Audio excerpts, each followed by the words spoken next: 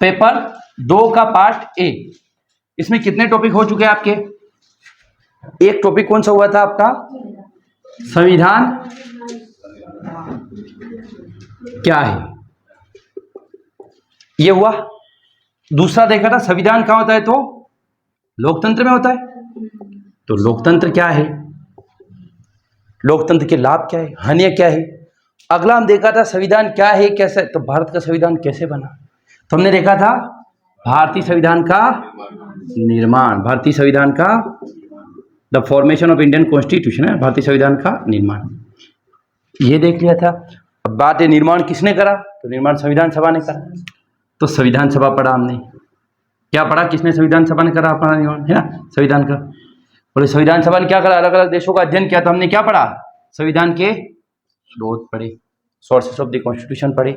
उसके बाद हमने भारतीय संविधान की क्या देखी, हमने विशेषताएं देखी, विशेषताएं देखी। इतने टॉपिक हम कर चुके हैं आपके, ठीक। अब मैं आपको बता देता हूं यहां से क्वेश्चन क्या क्या आए हुए प्री और मेंस में। देखो मेंस के क्वेश्चन बता रही है कि क्वेश्चन क्या आएगा मेंस में, लोकतंत्र क्या है। चलो प्रैक्टिस के लिए लिख लो, आप घर करना है, कल करके लाना है प्रैक्टिस के लिए, है ना। प्रैक्टिस के लिए लिख लो क्वेश्चन, है ना। लिखें आप, लोकतंत्र क्या होता है, इसके लाभ हानियों को समझाइए। लोकतंत्र क्या होता है, इसके लाभ व हानियों को समझाइए। 10 मार्कर, 10 नंबर में लिखना है ना। लोकतंत्र के लाभ व हानियों को समझाते हुए समझाइए बस। अगला क्वेश्चन लिखिए, संविधान से आप क्या समझते हैं। What do you mean by constitution, संविधान से आप क्या समझते हैं, आप क्या समझते, संविधान कहां पर पाया जाता है, संविधान से आप क्या समझते हैं, संविधान कहां पाया जाता है, हाँ इसी में 10 नंबर क्वेश्चन। और संविधान कितने प्रकार का होता है, 10 मार्कर। 10 नंबर का मतलब ये है कि 2 नंबर 7 नंबर सब आ गए इसमें, है ना, ठीक। अगला क्वेश्चन लिखिए, मतलब ये पूरा क्वेश्चन एक ही है, एक ही क्वेश्चन है, 10 नंबर में लिखना है 200 शब्दों में। अगला क्वेश्चन लिखेंगे आप, पहला क्वेश्चन क्या दिया आपको, लोकतंत्र क्या है, लाभ व हानियां लिखें। दूसरा क्वेश्चन दिया संविधान से आप क्या समझते हैं, किन देशों में संविधान पाया जाता है, और संविधान के प्रकार। अगला क्वेश्चन लिखेंगे, भारतीय संविधान सभा क्या कार्य प्रणाली को समझाइए। 7 नंबर, भारतीय संविधान सभा की कार्य प्रणाली को समझाइए, 7 मार्कर। कार्य प्रणाली, भारतीय संविधान सभा ने कार्य किया कैसे। अगला, कार्य प्रणाली को समझे। अगला, भारतीय संविधान निर्माण में संविधान सभा की भूमिका लिखिए। भारतीय संविधान निर्माण में संविधान सभा की भूमिका लिखिए। Explain the role of constituent assembly in making of Indian constitution. भारतीय संविधान सभा की, सॉरी, भारतीय संविधान के निर्माण में संविधान सभा की भूमिका समझाइए, ठीक, संविधान सभा की भूमिका समझाइए। अगला क्वेश्चन लिखेंगे आप, 10 मार्कर, नहीं एक 7 नंबर का है। अगला क्वेश्चन लिखेंगे आप,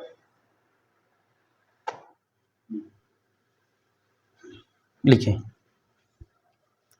संविधान निर्माण में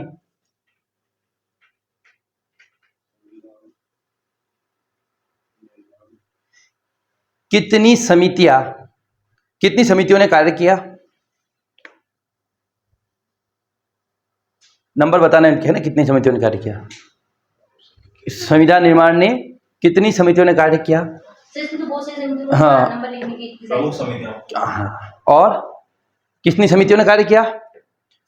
प्रारूप समिति के संदर्भ में, प्रारूप समिति के संदर्भ में विशेष लिखिए, विशेष टिप्पणी कीजिए।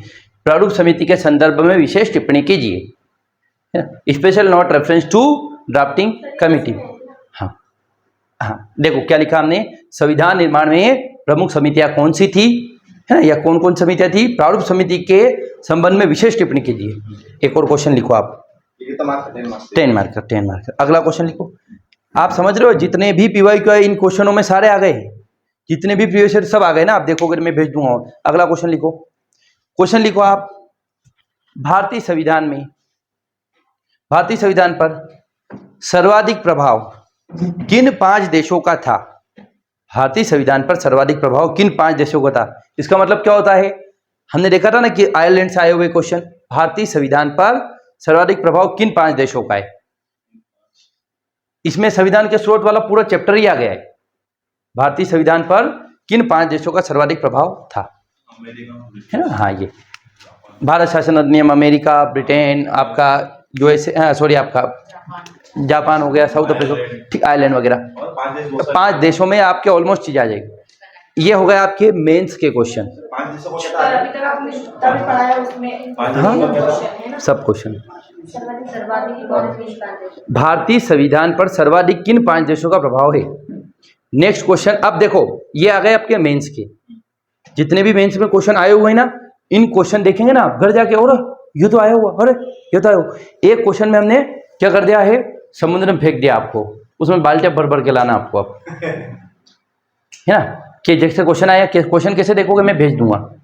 अब प्री में क्वेश्चन क्या क्या हुआ, देखो प्री में क्वेश्चन या तो ये आ सकता है कि लोकतंत्र लोगों का, मत लिखो इसको, लोकतंत्र लोगों का, लोगों के द्वारा लोगों के लिए शासन किसने कहा? Abraham Lincoln. अगला आ जाता है लोकतांत्रिक देशों के कौन कौन सी प्रणालियां होती है, तो अध्यक्ष प्रणाली और संसदीय प्रणाली। भारत में कौन सी प्रणाली है? संसदीय। भारतीय संविधान सभा का निर्माण किसने किया? संविधान सभा ने। या यह आ सकता है कि संविधान सभा का निर्माण किसकी सिफारिश पर हुआ? Cabinet mission. कैबिनेट मिशन में कितने लोग, ये सब क्वेश्चन बता रहा हूं मुझे आए हुए। कैबिनेट मिशन में कितने लोग थे? 3, एवी अलेक्जेंडर, क्रिप्स और पैट्रिक लॉरेंस। अगला आ सकता है कैबिनेट मिशन कब आया? इसके बाद अगला आ सकता है जुलाई नहीं, मार्च, 24 मार्च। अगला आ सकता है कि संविधान सभा अभी आया था, क्या है कि संविधान सभा की पहली बैठक कब हुई? संविधान सभा के सदस्यों का चुनाव कैसे हुआ? 10 लाख जनता पर एक, अप्रत्यक्ष रूप से, सिंगल ट्रांसफरेबल वोट सिस्टम, एकल संक्रमणीय मत पद्धति। संक्रमणीय नहीं, संक्रमणीय। हाँ, मणि नहीं, मणि क्या, वो नागिन की मणि लेना है क्या? नागमणि। हाँ, ये क्वेश्चन। अगला क्या आ सकता है? अमेरिका से क्या लिया है, या राष्ट्रपति का महाभियोग कहां से लिया है, या राज्य के नीति निर्देशक कहां से लिए हैं, या क्या आ सकता है कि ब्रिटेन से क्या लिया है, या भारत में कौन सी नागरिकता है, या क्या आ सकता है कि जापान से क्या लिया है। ऐसे क्वेश्चन आ सकते हैं। जितना आपको पढ़ा है, एक भी क्वेश्चन बाहर नहीं जाएगा, एक भी क्वेश्चन। और बात है कि हमने पढ़ा है वो पढ़ लो, और आप नहीं आए तो वीडियो देख लो, सारे है वो जितनी क्लास है ना अभी, सब वीडियो। कितनी घंटे की वीडियो देख सकते हो आप एक दिन में? कल मेरे मम्मी ने 12 बजे से लेकर शाम को 5 बजे तक मेरी वीडियो देखी, और फोन का डेटा खत्म करे पापा बोले गोल गोल घूमी लो आ रहे हो। मम्मी ने मजा आया उनको, बोले बढ़िया लगे। ये मेरे अंकल की लड़की बोले कि दादू आप तो हाउन बनाओ, क्यों कहा नहीं, अरे मैं क्यों क्या नानू मु सर कसो कहा हाउ कोनी, बोलो कहा क्या आप तो आओ ही कोनी, घरे रुको ही कोनी, थोड़ी देर रुको ने क्या नहीं बात हाउ कोनी, वहाँ चले गए यूं ही, यहाँ रो आप तो इसलिए अच्छा, बाकी बोले बनाओ था पर रुको तो ही कोनी है। बड़ा पा बोला बढ़िया बनाओ, बोला कि नहीं कोई हाउन बनाओ, तो रही कोनी यानी बड़ा पा के कहाँ हाउन बनाओ के यहाँ रुके, छोटी सी वो, उसको तो हुई थी तब मैंने बड़ा किया, छोटी सी थी तब। उसका नाम तो नानू रख रखा है मैंने, उसके मम्मी अपन पता नहीं क्या है, बाकी मैं नानू ही बोलता हूँ उसको, वो मेरे मम्मी के पास ही, मम्मी आपा के पास। चलो अब लिखें, अगला कुछ चैप्टर है आपका मूल ढांचा। मूल ढांचा, मूल ढांचा या ये बस यही है मूल ढांचा। चैप्टर का नाम क्या है? Basic structure. बेसिक स्ट्रक्चर, देखो बेसिक स्ट्रक्चर। अब मुझे ये बताएंगे आप, और एक और क्वेश्चन इसी में इंक्लूड, एक और कौन सा टॉपिक पता? मूल ढांचे के साथ साथ एक और टॉपिक कौन सा पढ़ेंगे मूल ढांचे के जस्ट बाद? तो प्रमुख संविधान संशोधन। देखो हम आपको एक चीज बताए थे, है ना, मेजर अमेंडमेंट, कि हम संविधान को कैसे पढ़ेंगे। पहले हम बेसिक टॉपिक पढ़ेंगे। बेसिक टॉपिक कौन से? संविधान सभा, संविधान का निर्माण, लोकतंत्र, विशेषता हो गया आपका, बेसिक स्ट्रक्चर हो गया आपका, संशोधन हो गए, भाग हो गए। उसके बाद लास्ट में क्या पढ़ेंगे? संविधान को पार्ट वाइज पढ़ेंगे कि भाग 1 में क्या है? भारत के राज्य और संघ शासित क्षेत्र, है ना, India, it's state and union territory. अब उसको पढ़ेंगे कि भारत के राज्य बने कैसे, संघ शासित प्रदेश क्या होता है ना, विलय कैसे हुआ राज्यों का। उसके बाद हम देखेंगे भाग 2 नागरिकता, बोले नागरिकता कैसे लेते हैं, किसे जाती है, नहीं ना, नागरिकता के कानून कौन से बने। उसके बाद मौलिक अधिकार, बोले मौलिक अधिकार क्या होते हैं, बहुत डिटेल में पढ़ेंगे, मजा आ जाएगा आपको मौलिक अधिकार पढ़ के ना। हाँ, और जो लिखा रहे ये लिखते रहो, और आप सोचो फिर बाद में पढ़ेंगे, जिंदगी में कभी मौका नहीं मिलेगा डबल पढ़ने का। एक बार ही तैयारी ऐसे ही करो, और एक बात गांठ बांध के याद रख लेना, कुछ भी तैयारी, किसी भी प्रकार की तैयारी कर रहे हैं हम, अगर पास होना है तो पहला काम तो ये करें कि आप क्या करें, क्वेश्चन देखें। आपकी पूरी पढ़ाई क्वेश्चन ओरिएंटेड होनी चाहिए। क्वेश्चन इतने देखो पागल हो जाओ आप, क्वेश्चन देखते रहिए, हर क्वेश्चन बोलो रहे ये तो मैंने देख रखा है। दूसरी बात, पढ़ो ऐसा कि पढ़ा सको। मेरे एक सर थे, मैं यूट्यूब पर ऑनलाइन पढ़ता था ना, उनसे पॉलिटी नहीं पढ़ा, तो बोलते थे पढ़ो ऐसा कि पढ़ा सको। ऐसा पढ़ना है आपको कि पढ़ा दो, क्योंकि आप समझोगे ना, पढ़ाने के हिसाब से समझोगे फिर तो आपको चीज़ें बहुत डिटेल, और पीएससी के लिए तो बहुत जरूरी है पढ़ो ऐसा कि पढ़ा सको, क्योंकि आपको वहाँ समझाना है। जैसे आप, मैं आंसर लिखूंगा, मैं कैसे लिखूंगा, जैसे समझाता हूँ वैसे ही, मैं जैसे सोचता हूँ वैसे ही लिखूंगा। अब आपको भी इसी सोच बनाना है कि पढ़ा रहे हैं, फिर बढ़िया तैयारी हो जाएगी आपकी ना। लोग डराएंगे, डरने नहीं, फोकटे लोग वो नहीं सुनना उनसे, और ये नहीं होता है, वो नहीं होता, कोई मतलब नहीं उनका। हाँ, तो हम क्या, टॉपिक का नाम क्या हमारा, मूल ढांचा या संविधान, बेसिक स्ट्रक्चर। अब इसके क्वेश्चन क्या क्या है ना, इसके प्रीवियस ईयर क्वेश्चन क्या है ना, पीवाईक्यूज क्या है इसके, मैं बता देता हूँ आपको। तो पहला क्वेश्चन है, भारतीय संविधान के 10वें संशोधन में क्या जोड़ा गया। 10वें संविधान संशोधन 2022 का क्वेश्चन है ना, 10th अमेंडमेंट, लिखना नहीं है, मैं भेज दूंगा, ये क्वेश्चन आया था, मतलब संविधान संशोधन के है ना। तो 10वां संशोधन कब हुआ और क्या जोड़ा गया। अगला क्वेश्चन है, बॉम्बई केस में, ये कोई मतलब नहीं, ये कभी नहीं आएगा। किस संविधान संशोधन द्वारा संविधान की प्रस्तावना में संशोधन किया गया। प्री में भी पढ़ेंगे, मेंस में भी पढ़ेंगे। 42वें संशोधन के माध्यम से भारतीय संविधान की प्रस्तावना एकमात्र बार संशोधन किया गया है ना। क्वेश्चन आएगा, भारतीय संविधान की प्रस्तावना को कितनी बार बदला गया, 1 2 3, एक बार। कब बदला गया, 42वें संशोधन 1976। किस केस के बाद बदला गया, केशवानंद भारती केस। केशवानंद भारती केस कब आया था, 1973। क्या था ये सब बताएंगे आपको, बहुत डिटेल में। ये बेसिक स्ट्रक्चर डॉक्ट्रिन वहां से निकल कर आई, कितने न्यायाधीश थे, कितने न्यायाधीशों की बेंच थी, मुख्य न्यायाधीश कौन थे, ये सब बताएंगे। हाँ, अगला क्वेश्चन है, संविधान के 92वें संशोधन में क्या प्रावधान था। 92वां संशोधन, 52वां नहीं, 92। 51वां संशोधन में क्या था है ना। अगला क्वेश्चन है, 94वें संविधान संशोधन अधिनियम क्या है। ये 2012 में आया था, और ये ऊपर बताया 2014 में। ये होते वेरी शॉर्ट क्वेश्चन ना। देखो, मूल ढांचे से क्वेश्चन नहीं आते डायरेक्ट। मूल ढांचे से क्या आएगा कि मूल ढांचे का सिद्धांत कहां से निकल कर आया, या केशवानंद भारती केस कब हुआ था, मूल ढांचा संविधान का भाग है या नहीं है, ये सब हम बताएंगे आपको, भाग है कि नहीं। अगला क्वेश्चन, लघु उत्तरी, संविधान के मूल ढांचे से आप क्या समझते हैं, और इसकी किन्हीं 5 अवयवों को लिखना है। What do you mean by basic structure of constitution? Write down any 5 element of basic structure. अच्छा, मूल ढांचा क्या होता है बताओ मुझे, हम बताएंगे अभी, रुको। अगला क्वेश्चन है, संविधान संशोधन के माध्यम से सामाजिक और आर्थिक न्याय के लिए कौन सा कदम उठाया गया। इसके लिए कितनी किताब पढ़ लो काम नहीं आएगी। क्वेश्चन ये पूछा कि संविधान संशोधन में हमने जो बदलाव करे, कितने बदलाव हो चुके, 106, उसके माध्यम से हमने सामाजिक और आर्थिक बदलाव क्या क्या किए वो पूछ रहा है। तो उसके लिए समाज के लिए क्या क्या बदलाव किए, बोले ये कर दिया, मौलिक अधिकार दे दिया, खाने का अधिकार दे दिया, आर्थिक रूप से लोगों को मनरेगा लाइन, फना लाइन, ये सब बताना आपको, ये बताएंगे आपको कैसे लिखना है। अगला क्वेश्चन है, भारतीय संविधान में संशोधन की प्रक्रिया क्या है। हमने क्या बोला था कि संशोधन के लिए क्या करना पड़ेगा, पहले लोकसभा जाओ, राज्यसभा जाओ, राष्ट्रपति साइन कराओ, बदलाव हो जाएगा। ऐसे तो उस प्रक्रिया को लिखना है, जो बताया उसको लिखना पड़ेगा, वो आपको बताएंगे, दीर्घ वाला। अगला क्वेश्चन है, भारतीय संसद संविधान में संशोधन तो कर सकती है पर मूल ढांचे को नहीं बदल सकती, चर्चा कीजिए। 10 नंबर में लिखना है।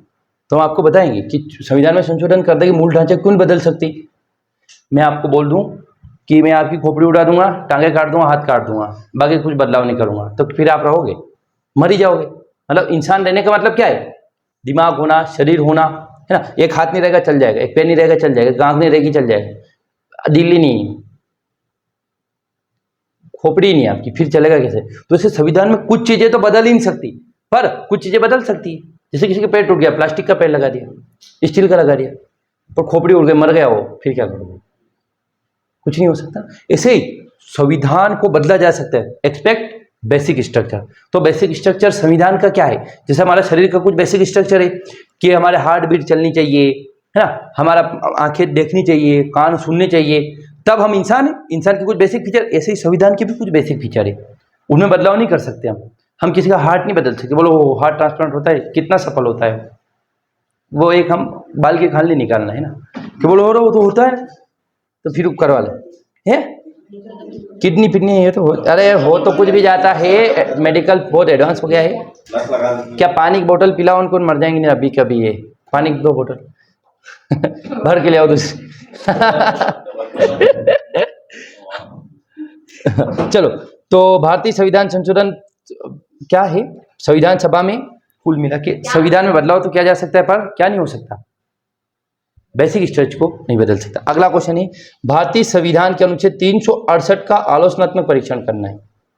368 जो है ना, 368 है, अब उसको क्रिटिकली एनालाइज करना है कि वो संशोधन तो करता है संविधान, क्या उसका संविधान संशोधन की प्रक्रिया, उसको हमने विरोध करना है और अच्छी चीजें बताना है, हम बताएंगे कैसे लिखना है। और भारतीय संविधान में 42वें संशोधन को स्पष्ट कीजिए, और भारतीय संविधान में 44वें संशोधन द्वारा आपातकालीन प्रावधान में क्या परिवर्तन किए, 10 नंबर में लिखना है आपको, बताएंगे आपको है। और भारतीय संविधान के मूल ढांचा सिद्धांत क्या है, इसका उद्भव कैसे और उसका विकास कैसे हुआ, ये क्वेश्चन आए हुए हैं। ठीक, ये क्वेश्चन अभी तक एमपीपीएससी के इतिहास में इस टॉपिक से आए हुए, जितना भी बताया। बोले हमें कहाँ से मिलेंगे, मैं भेज दूंगा PDF है ना, अभी एडिट नहीं कर, ये है क्वालिटी वाली है, ये 235 पेज, हाँ तो फिर ये तो है बस, तो इससे बस नोट से ही अगर आपको दिक्कत आए जैसे ये तो नोट्स देख लो। समाजशास्त्र की भेज दूंगा, समाजशास्त्र की भेजूंगा, अरे उसमें एडिट, अरे यार तो व्यस्तता इतनी है आज कल। जियोग्राफी की तो सर को बोलना, क्या बोल रहे थे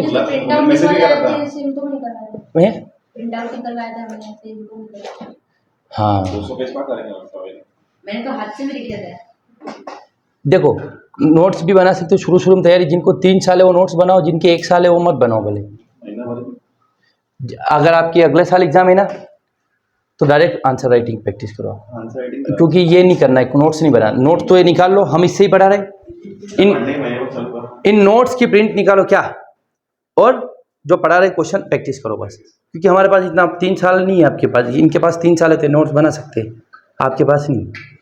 जिनके पास समय नहीं है ना वो नोट्स के प्रिंट आउट निकाल लो और पढ़ो, पर लिखना लिख लिख के कुछ भी। देखो एमपीपीएससी पास करने का एक मात्र तरीका, जो भी पढ़ रहे हो लिख लिख के पढ़ो, कुछ भी पढ़ रहे हो आप 1-2 शब्द लिखो उसको लिख के पढ़ो, लिखो लिखो, लिखने से आपकी राइटिंग सुधरेगी, ग्रामेटिकल मिस्टेक नहीं होगी और आपकी स्पीड बढ़ेगी। हाँ कुछ लिखते हैं ना तो मुझे पता है, मैंने लिख रखा उस कोने पे लिख रखा है कि एक बड़ा शब्द एक छोटा शब्द दिमाग में छप जाता है, पर अब याद कर रहा है, याद तो हम बहुत कुछ करते हैं है ना। अगला, तो मूल ढांचे में क्या क्या आता है ना, बेसिक स्ट्रक्चर में क्या क्या शामिल है। देखो पहली बात तो मूल ढांचा क्या है यही बताएं। तो मूल ढांचा मतलब क्या होता है, मूल ढांचा मतलब उसके बिना किसी चीज का अस्तित्व नहीं है, वो महत्वपूर्ण है। जैसे हमारे शरीर में सांसें चलना इंसान का मूल ढांचा है, आंखें मूल ढांचा है, आंखें मतलब एक आंख भी रहेगी तो एक आने रहोगे आप तो देख, टांगे दोनों हो है ना, आप कान से सुनते हो, खाना खाते हो, आप लीवर काम करता हो, खोपड़िया काम करती हो, तब जाके हो है ना। ऐसे ही संविधान के कुछ मूल ढांचे, क्या आप बोल दोगे उसके दिल नहीं है बाकी वो इंसान पूरा है, ऐसे बोल सकते नहीं बोल सकते। ऐसे ही संविधान में बोले लोकतंत्र नहीं है, तानाशाही है, किंग जॉन उन है, बाकी संविधान पूरा है, क्या काम का संविधान। तो कुछ चीजें ऐसी बेसिक है जो संविधान में नहीं बदल सकते हम, तो वो चीजें क्या, मूल ढांचा मतलब जिन्हें बदला नहीं जा सकता, जिन्हें बदला नहीं जा सकता। अब वो कौन कौन सी चीजें हैं जिन्हें नहीं बदला जा सकता, जिन्हें बदला नहीं जा सकता। तो पहली चीज है शक्तियों का विभाजन। क्या है, शक्तियों का विभाजन, शक्तियों का विभाजन। ये समझ आया आपके क्या होता है। बोले न्यायपालिका और कार्यपालिका और विधायिका को एक कर दिया तो फिर कैसे क्या चेक एंड बैलेंस रहेगा। न्यायपालिका और विधायिका एक हो गई तो फिर न्यायपालिका का ध्यान कौन रखेगा, मतलब कार्यपालिका का ध्यान कौन रखेगा, विधायिका का ध्यान कौन रखेगा। मान के चलिए आपने गार्ड बैठा रखा था कि कोई भी आया लट रखो, गार्ड को 100 रुपये दे दें, गार्ड को अपने पास बिठा लिया, तो फिर उस गार्ड का क्या मतलब। ऐसे ही विधायिका और न्यायपालिका में क्या है, न्यायपालिका गार्ड का काम करती, संविधान का संरक्षक है। एक बार क्वेश्चन आया हुआ, who is the protector of the constitution, संविधान का संरक्षक कौन है, न्यायपालिका है ना, न्यायपालिका है ना, न्यायपालिका। देखो अगला क्वेश्चन है राष्ट्र की एकता व अखंडता, राष्ट्र की ये पॉइंट है। हमें जिन्हें नहीं बदल सकते, किन्हें नहीं बदल सकते, तो शक्तियों के विभाजन को नहीं बदल सकते। राष्ट्र की एकता व अखंडता, unity and integrity of a nation, मतलब हम देश को तोड़ रहे हैं, ऐसा बना रहे, ऐसा कानून बना रहे कि कल से मुसलमान पढ़ेंगे नहीं या कल से महिलाएं नहीं पढ़ेगी, है ना, तो ये बना दिया। अखंडता मतलब हम अपने समझौता कर रहे चीज़ों को, भारत की चीज़ें बाहर बता रहे हैं। तो राष्ट्र की एकता और अखंडता वाले ऐसी चीज़ें नहीं करना हमें जिससे उनका प्रभाव आए। अगली चीज़ क्या है? मौलिक अधिकार। मौलिक अधिकार के बिना क्या है जीवन? मौलिक अधिकार अगर नहीं है लोगों के तो वो मर जाएंगे बेचारे, सरकार धुआं निकाल दे उनका। तो मौलिक अधिकारों को आप नहीं बदल सकते, है ना? मतलब बदल सकते हैं, एब्सोल्यूट टर्म में नहीं बदल सकते, है ना, कि बिल्कुल खत्म ही कर दें इनको। हाँ, बदलाव कर सकते, सरकार समय समय में बदलाव करती है, रिस्ट्रिक्शन लगाती है। अगला देखिए आप, मौलिक अधिकार। न्यायिक पुनरावलोकन। न्यायिक मतलब जिसमें सरकार का नुकसान ना हो, सरकार का नहीं, लोगों का। लोगों को। सरकार तो चाहेगी कि नुकसान हो लोगों का। सरकार के ऊपर तो पाबंदी है मौलिक, ये बेसिक स्ट्रक्चर कि सरकारें क्या नहीं करेगी वो, है ना। और पंथ निरपेक्षता, कल बताया था क्या होता है पंथ निरपेक्षता? विलोकन। विलोकन चन कैसे हो गया? न्यायिक पुनराविलोकन। पुनराविलोकन जुडिशियल रिव्यू, मतलब ये होता है, मैंने बताया था कि मैंने कोई कानून बनाया कि कल से लड़कियां नहीं पढ़ेगी। आप न्यायपालिका चले गई, बोले देखो सर ने बोल दिया कि लड़कियां नहीं आएगी, तो फिर क्या होगा? सरकार बोलेगी ऐसा क्यों कर रहे हो आप? न्यायपालिका बोलेगी नहीं ऐसा नहीं कर सकती। मतलब जो कानून बना है उसको वापस से, पुनराविलोकन मतलब रिव्यू करना। एक बार व्यू, एक बार होता है रिव्यू, वापस देखना। तो न्यायपालिका वापस देखती, इसको भी नहीं कर सकते। अगर ऐसा हो गया, सरकार ने कानून बना दिया, क्या बना दिया कि बोले कल से तो लोगों को खाना खाना बंद, दौड़ते फिरेंगे लोग ऐसे, बोलिए ना कि बहुत सारी चीजें बोली थी, छोड़ो उसको। पंथ निरपेक्षता। पंथ निरपेक्षता मतलब ऐसा नहीं होगा कि भारत को हिंदू राष्ट्र, कितने मूर्खानंद लोग हैं क्या बोलते हैं कि भारत को हिंदू राष्ट्र घोषित कर देंगे। कैसे करेंगे? भारत की मूल ढांचे में लिख रखा है कि पंथ निरपेक्षता, तो फिर कैसे होगा? संविधान में बदलाव हो सकता है? मूल ढांचा मतलब जिसे बदला नहीं जा सकता, तो इसमें पंथ निरपेक्षता लिख रखा है। पंथ निरपेक्षता मतलब राज्य का कोई औपचारिक धर्म नहीं होगा, तो फिर हिंदू राष्ट्र कैसे बन रहा है? अभी एक बात और चली थी कि भारत का इंडिया का नाम भारत है, नहीं सुना आपने? न्यूज में बहुत चला था कि नाम बदलेंगे, नाम बदलेंगे, नाम बदलेंगे, भारत का नाम। मूर्खानंद है वो। इंडिया दैट इज भारत, संविधान में क्या लिख रहा है? Article number 1, India that is Bharat shall be union of state. India जो कि भारत है, राज्यों का संघ होगा। लेकिन सरकार ने लोगों ने बेरुखिया बना दिया, गांव के लोगों को, बेचारों को, जो भोले भाले, कि ये तो इंडिया तो अंग्रेजों का नाम है, हम भारत रखें। भारत तो है नाम, इंडिया दैट इज भारत। ये भी है कि संविधान में देश के कितने नाम है? 2, इंडिया और भारत। हिंदुस्तान आर्यव्रत ने ये नहीं, ये तो अपने इंस्टाग्राम पे। ठीक, अगला लिखें आप। हाँ, पंथ निरपेक्षता हो गया। अगला लोकतंत्र। लोकतंत्र, डेमोक्रेसी, लोकतंत्र। बोले हमारे यहां पर तानाशाही हो गई, मोदीशाही, फिर क्या होगा? मोदीशाही हो गई। एक तो बालूशाही आती है, एक मोदीशाही होती है। मोदी जी बोल लिया कि मोदी जो बोलेंगे वही होगा, तो फिर समस्या हो जाएगी ना। तो लोकतंत्र होना चाहिए, क्योंकि लोकतंत्र में क्या होता है? संविधान होता है। हमारा देश का संविधान है, तो लोग बोले कि हम चुनाव करा रहे, और चुनाव करा दिया। देखो लोग तो भोले भाले होते हैं, बेवकूफ़ होते हैं लोग, तो सरकारें बेरू बना सकती हैं उनको। बोल दिया कि हम 25 साल तक प्रधानमंत्री रहेंगे, लोगों ने वोट डाल दिया, हाँ कर दिया। और भारत में क्या है? बहुमत, मतलब 20 लोग, 20 में से बेचारे पढ़े लिखे कितने कम लोग हैं हमारे यहाँ, बिना पढ़े लिखे भोले लोग जा रहा है, तो उनसे वोट डलवा लिया। जैसे पुतिन ने कर दिया रशिया में, पुतिन ने क्या कर दिया? चुनाव करा लिया कि 2036 तक मैं ही प्रधानमंत्री रहूंगा, राष्ट्रपति रहूंगा, खत्म बात। लोगों ने हाँ कर दी, 90% लोगों ने हाँ कर दी कि हाँ। अब क्या वो बस बदल नहीं सकते? लेकिन अभी मोदी जी गलत काम करे तो चुनाव में भाग लो, आप बदल सकते हो। तो लोकतंत्र रहना चाहिए, है ना। अगला क्या है आपका? संविधान की सर्वोच्चता। सबसे बड़ा क्या होना चाहिए? संविधान होना चाहिए। संविधान की सर्वोच्चता वाला पॉइंट भी क्या है? बेसिक स्ट्रक्चर है। ये संविधान नहीं बदला जा सकता। और बस ये क्या है आपके क्वेश्चन? क्या है था? मूल ढांचे के कोई 5 अवयव, तो हमने 10 लिख लिए, है ना। ठीक, और बढ़ा सकते 10 पर इतनी करो। अवयव मतलब एलिमेंट, मूल ढांचे में क्या क्या है? इंग्रेडिएंट्स बोल सकते, जिनको हम सब्जी बनाते ना, ये तो ये एलिमेंट। अब हम देखेंगे कि मूल ढांचा क्या है ना, और मूल ढांचे में कहां से आया। क्वेश्चन आया था ना, मूल ढांचे की उत्पत्ति कैसे हुई? मूल ढांचे के संविधान से आप क्या समझते हो, मूल ढांचे की उत्पत्ति कैसे हुई है? तो ये क्या देखे हम, मूल ढांचे के अवयव, एलिमेंट ऑफ बेसिक स्ट्रक्चर। इसमें कोई डाउट हो तो पूछो। पानी की बोतल दो तो, डिम्पल बोतल दो।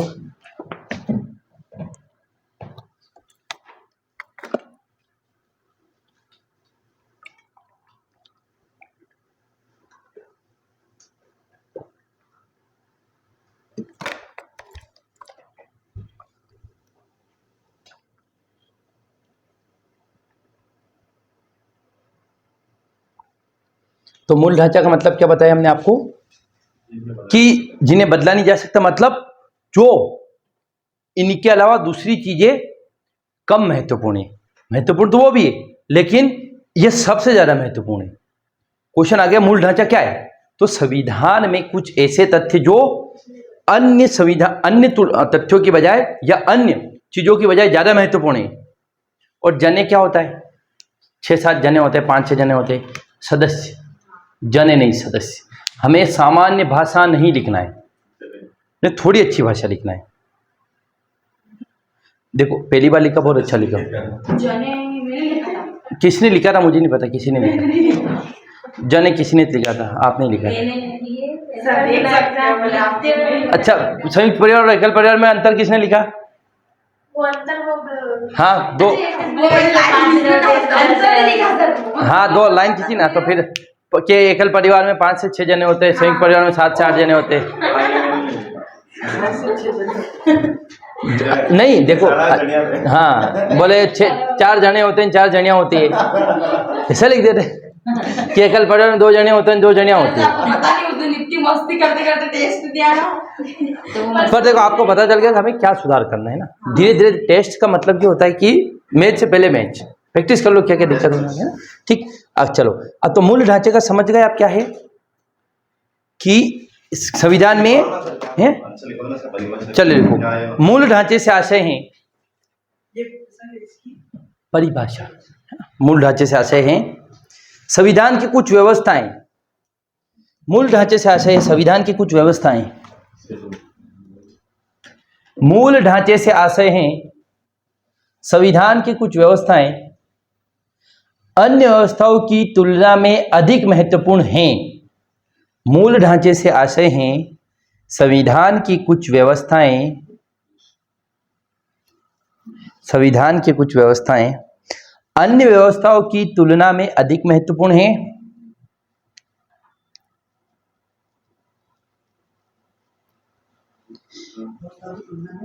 अधिक महत्वपूर्ण है, अन्य व्यवस्थाओं की तुलना में अधिक महत्वपूर्ण है। वे संविधान के मूल ढांचे के समान ही, ये सारी चीजें क्या है वो, हाँ अन्य व्यवस्थाएं, हाँ वे संविधान के मूल ढांचे के समान है। वे संविधान के मूल ढांचे के समान हैं और समस्त संवैधानिक व्यवस्था इन पर ही आधारित हैं। पूरा जो आपका कॉन्स्टिट्यूशनल सिस्टम किस पर बेस्ड है, इन पे।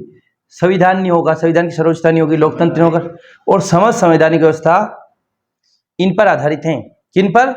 ये जो हमने लिखा है एलिमेंट, ये है ना, इस पर। संविधान क्या इसका आंसर है? हाँ, ये संविधान इन पर आधारित, समस्त संवैधानिक व्यवस्था इन पर आधारित है। नहीं मतलब ये आंसर इसका है ना, संविधान मूल ढांचा क्या है? हाँ मूल ढांचा क्या है। अब लिखिए अगला पॉइंट, मूल ढांचा, मूल ढांचे की अवधारणा, the concept of basic structure. मूल ढांचे की अवधारणा मूल संविधान में नहीं थी। मूल ढांचे की अवधारणा मूल संविधान में नहीं थी। यह मूल ढांचे की अवधारणा मूल संविधान में नहीं थी। यह केशवानंद भारती बनाम केरल बार 1973, यह कब आई ये मूल ढांचा? केशवानंद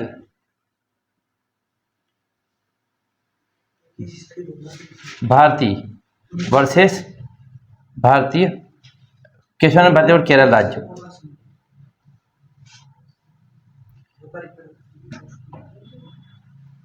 देखो केशवानंद भारती एक बाबा जी थे, है ना, महाराज बात है बहुत बड़े, पुरुष, बाबी जी नहीं, बाबा जी थे, है ना। तो केशवानंद जी महिला कैसे लग रही है आपको? पहले यही सोचते थे ना केशवानंद भारती है ना केशवानंद केशवानंद भारती है। वैसा तो है जैसे उमा भारती है। ओ, हाँ। केशवानंद भारती जी के पास 1000 बीघा जमीन थी, ट्रस्ट चलता था इनका। सरकार ने 2 जूते रख ले लिए। सरकार ने क्या करा, छीन ली जमीन। क्या बोले महाराज बाबू, पंडित जी को इतनी क्या काम जमीन का, ज्ञान देते हो गए, पैसे से मोह नहीं करना, नहीं करना, खुद इतनी जमीन लेके बैठे हो ट्रस्ट की। तो उन्होंने केस लगा दिया। केस लगा दिया कि बोले संपत्ति का अधिकार, मेरी जमीन कोई छीन नहीं सकता। फिर एक बैठी व्यवस्था 1973 में 13 जजों की बेंच बैठी। कितने जजों की? अभी तक भारतीय संविधान में सबसे बड़ी बेंच यही है। अब मुझे बताएंगे एक क्वेश्चन, केरल बात, केरल, हाँ केरल स्टेट के थे ये, है ना, केरल राज्य के थे। तो अब इसकी केस की सुनवाई हुई। 13 जजों में से 6 ने बोल दिया कि केशवानंद भारती जी की जमीन सरकार ले सकती है, और 5 लोगों ने बोला कि नहीं ले सकती। जीता कौन? केशवानंद भारती हार गए। पर यहां से एक चीज निकल कर आई। अच्छा, इससे पहले एक और चीज बताएंगे आपको। क्वेश्चन ये आता है कि संवैधानिक बेंच बैठती है ना आपकी न्यायपालिका के लिए, मिनिमम कितने न्यायाधीशों की बेंच को संवैधानिक बेंच कहा जाता है? कम से कम कितने न्यायाधीशों की बेंच को संवैधानिक बेंच कहा जाता है? लिखिए आप, ये क्वेश्चन आया हुआ है। संवैधानिक बेंच के लिए न्यूनतम कितने न्यायाधीशों की जरूरत होती है? लिखेंगे 5 जजेस अगर बैठे हैं तो उसको बोला जाता है कॉन्स्टिट्यूशनल बेंच। संवैधानिक बेंच के लिए मिनिमम 5 न्यायाधीशों की आवश्यकता होती है। देखो, ये ऐसे क्वेश्चन कहीं मिलेंगे नहीं किताबों में, तो मैं बहुत सारे क्वेश्चन लगा रहा था ना, मुझे पता चल गया 5 न्यायाधीशों की आवश्यकता होती है। अगर 5 न्यायाधीश बैठे तो उसको संवैधानिक बेंच कहा जाएगा। अच्छा, एक व्यक्ति बैठा उसको भी एक जजेस की बेंच, एक व्यक्ति को भी बेंच कहा जाता है ना। अगर सुनवाई कर रहा है एक व्यक्ति कर रहा तो एक जज की बेंच, जस्टिस ये बेंच। हाँ, तो अब इन 13 में से 5 ने बोल दिया कि केशवानंद भारती जी की जमीन ले सकती है सरकार पर। और ये केस कब सुनवाई आई पता है इसकी? 24 अप्रैल 1973। बहुत इंपॉर्टेंट। 24 अप्रैल को एक और क्या होता है? वो लास्ट हुई थी उसकी सर। नहीं 24 जनवरी को हुई थी।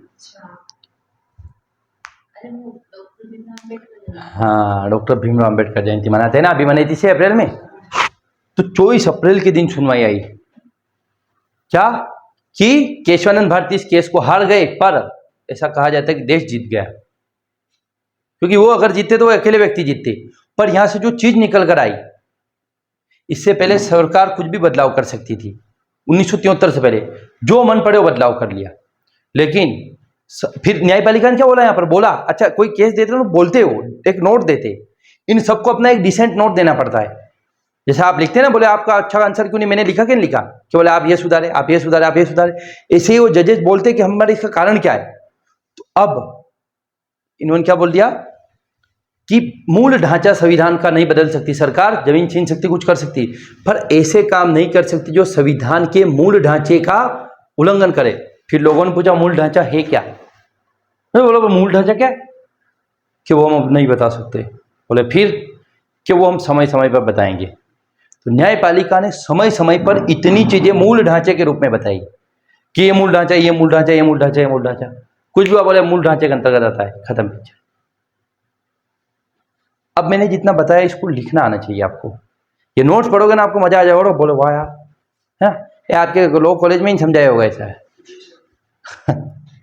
अगला, ठीक। पर सरकार तो सरकार थी। देखो, ये इस केस से पहले कुछ केस हुआ। सरकार ने क्या करा, 24 के लिए, हाँ, ये जो मूल ढांचा था ना 1973 में क्या था, इससे पहले एक घटना हुई है, जो केशवानंद भारती की जमीन सरकार ने छीन ली। कौन से बदलाव करके? संविधान में 24वां, 25वां व 29वां संविधान संशोधन करके। संविधान में सरकार ने 3 संशोधन करे, क्या हम जमीन छीन सकते, फलाना कर सकते। अब इन तीनों संशोधन को चुनौती किसने दी? केशवानंद भारती ने। पर यह संशोधन तो जारी रहे, पर क्या निकल कर आ गया? मूल ढांचा निकल कर आ गया, है ना। और कितने जज थे? 13 लोग थे। 13 में से 7 लोगों ने क्या बोल दिया कि आप सभी ये इनकी जमीन जाएगी, लेकिन मूल ढांचा होना चाहिए। अब मूल ढांचा क्या है, तो अलग अलग चीजें बताई। अब लिखेंगे आप, ये बता दिया ना आपको, मूल ढांचे में समाजवाद ने पंथ निरपेक्ष होता है, इन्हें लोकतंत्र होता है, इन्हें, है ना, ये सब मूल ढांचे के अंतर्गत आती है। अब लिखेंगे आप, समय समय पर उच्चतम न्यायालय ने, समय समय पर उच्चतम न्यायालय ने अपने निर्णयों में मूल ढांचे के कुछ अवयव बताए हैं। समय समय पर उच्चतम न्यायालय ने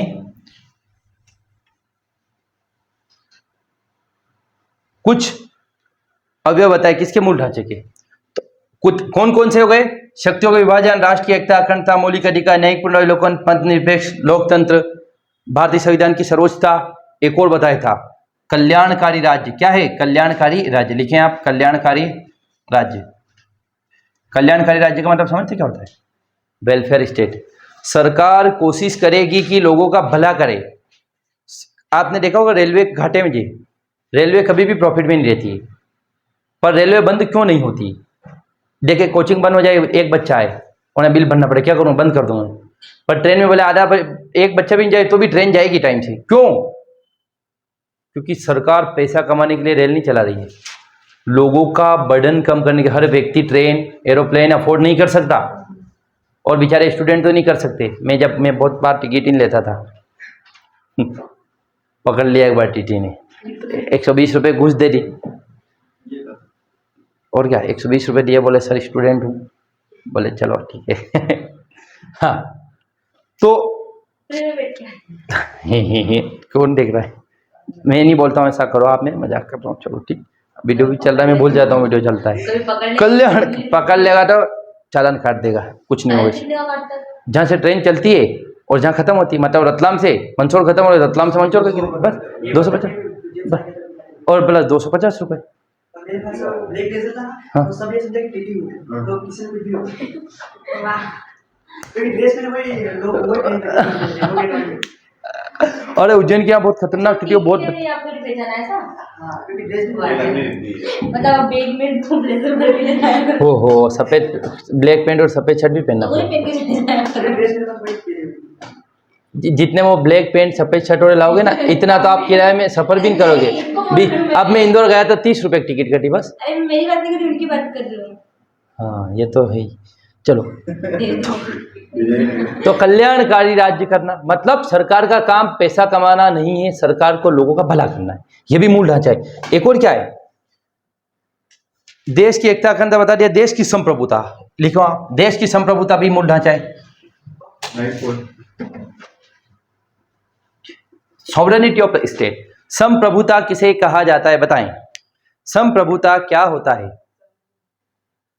संप्रभुता का मतलब होता है देश अपने निर्णय खुद लेगा, बाहरी हस्तक्षेप के बिना। भारत जब 15 अगस्त 1947 को आजाद हुआ, उसके बाद सारे डिसीजन कि हम किससे मैच खेलेंगे, क्या होगा, हम कहां जाएंगे, क्या करेंगे, ये सब निर्णय भारत खुद लेता है। लेकिन पहले हमारे निर्णय कौन लेता था, ब्रिटेन। ब्रिटेन ने हमें बिना पूछे युद्ध में भेज दिया था ना। लेकिन अब भारत चाहे तो हम अमेरिका का सपोर्ट करें, हम यूएसएसआर का करें, हम चाइना का करें। तो भारत क्या एक संप्रभु राज्य है, तो संप्रभुता भी क्या है, मूल ढांचे का एक अवयव है। ठीक, संप्रभुता समझ गए ना। अगला है आपका प्रतिष्ठा और अवसर की समानता। अवसर की समानता मतलब सभी लोगों को बराबर बराबर अवसर मिले नौकरियों में, हर कामों में। ऐसा नहीं होगा कि लड़कियां नहीं पढ़ सकती, लड़के नहीं पढ़ सकते, विशेष जाति के नहीं पढ़ सकते। और प्रतिष्ठा, प्रतिष्ठा मतलब हर व्यक्ति की एक डिग्निटी, हर व्यक्ति की एक इज्जत है। तो आप ऐसा नहीं करें इज्जत उछल जाए किसी की। तो एक तो प्रतिष्ठा रहे और व्यक्ति की क्या रहे, और न्याय। हाँ वो मौलिक अधिकार में, इसमें इसीलिए तो मौलिक अधिकार क्या है, मूल ढांचा है ना। हाँ चलो से बता दिया इसको अच्छे से, और क्या बाकी अब मौलिक अधिकार में बता देंगे। और एक और क्या है, नहीं ये तो सब बता दिए। हाँ स्वतंत्र और निष्पक्ष चुनाव, चुनाव ऐसा नहीं होगा कि आप घुसपैठ कर रहे हो, स्वतंत्र व निष्पक्ष चुनाव भी इसके अंदर। देखो इसमें है तो बहुत सारी, बस हम पढ़ेंगे इतना ही। स्वतंत्र व निष्पक्ष चुनाव, स्वतंत्र व निष्पक्ष चुनाव, ठीक।